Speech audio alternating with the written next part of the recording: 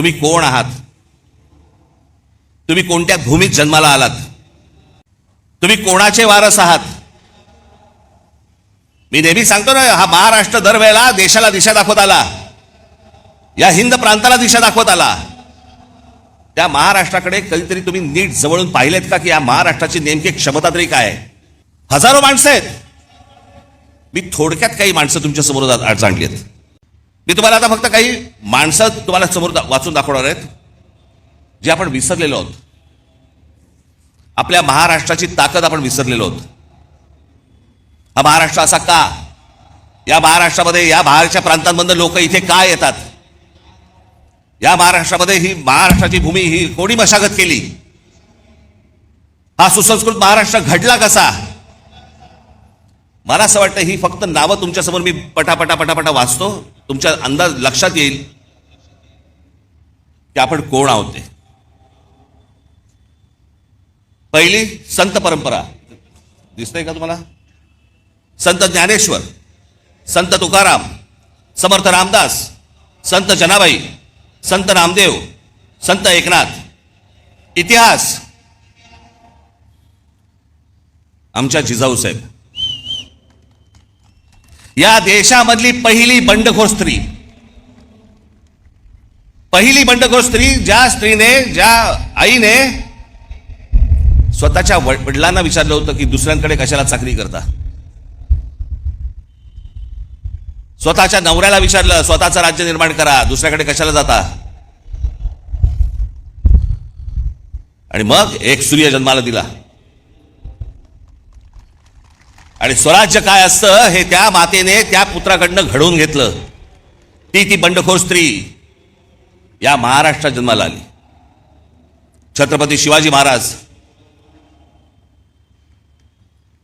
दुसऱ्यांचं नाही, माझं स्वतःचं राज्य पाहिजे, तो स्वराज्य हा शब्द त्यांनी दिला.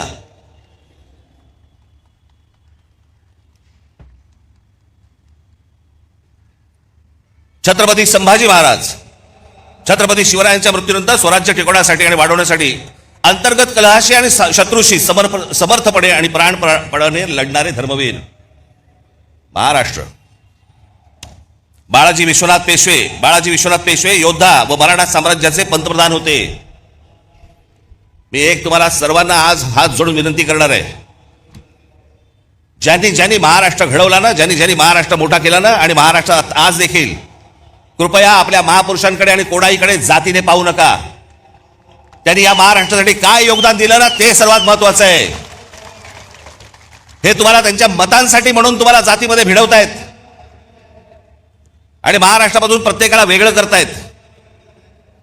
हे कृपा करून करू नका. पहिले बाजीराव पेशवे, छत्रपती शिवाजी महाराजांनंतर मराठी मुलखात तेवढाच आत्मविश्वास आणि स्वराज्यनिष्ठा निर्माण करणारे आणि मराठी साम्राज्याचा विस्तार करणारे. अहिल्याबाई होळकर, मराठा साम्राज्य. शिंदे, होळकर, नागपूरचे भोसले साम्राज्य, मराठा साम्राज्य संपूर्ण हिंद प्रांतावरती वचक ठेवला. गायकवाड हे गुजरातमध्ये, या राज्याच्या जडणघडणीत गायकवाड घराण्याचा मोठा वाटा. Bank of Baroda, Baroda university आणि गुजरातमध्ये अनेक रेल्वे मार्ग त्यांनी सुरू केले. तात्या टोपे, झाशीच्या राणी लक्ष्मीबाई. आता ह्या 18व्या शतकातील मराठी नावं ज्यांनी मुंबईला आकार दिला. जगन्नाथ शंकर शेठ. तुम्हाला भाऊचा धक्का माहिती आहे ना. भाऊ लक्ष्मण अजिंक्य, एक मराठी माणूस होता, कंत्राटदार होता, त्यांनी भाऊचा धक्का बांधला. सीताराम खंडेराव वैद्य, नाव पण माहिती नसेल तुम्हाला. सीताराम खंडेराव वैद्य म्हणजे कोण? हे जे टाटांचं ताजमहाल हॉटेल उभं आहे ना, या ताजमहाल हॉटेलचे आर्किटेक्ट. समाज सुधारणा. महात्मा ज्योतिबा फुले, सावित्रीदेवी फुले, महादेव गोविंद रानडे, गोपाळ हरी देशमुख उर्फ लोकहितवादी. लोकमान्य टिळक, गोपाळ गणेश आगरकर, गोपाळ कृष्ण गोखले. माझ्याकडे या सगळ्यांचा इतिहास आहे, परंतु मी प्रत्येकाचा इतिहास सांगत बसलो 12 वाजतील.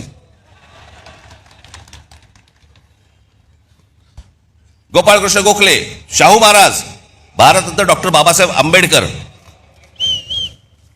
क्रांतिसिंह नाना पाटील, स्वातंत्र्यवीर विनायक दामोदर सावरकर, महर्षी विठ्ठलरामजी शिंदे, संत गाडगे बाबा, भारतरत्न महर्षी दोंडो केशव, म्हणजे ज्यांनी महिलांचं शिक्षण, त्यांचे हक्क विधवांना परत पुनर्विवाह करण्यासाठी म्हणून ज्यांनी काम केलं ते हे महर्षी धोंडो केशव कर्वे.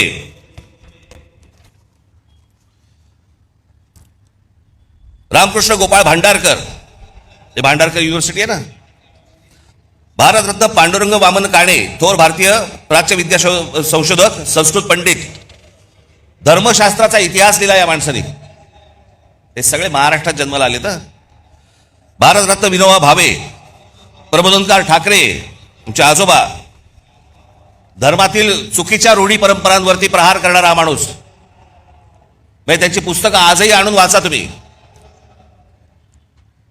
अनेक लोक म्हणतात, अनेक जण सांगतात की म्हणे प्रबोधनकार ठाकरे हे ब्राह्मण विरोधी होते. माझे आजोबा कधी ब्राह्मण विरोधी नव्हते, भट्ट भिक्षुकीच्या विरोधात होते.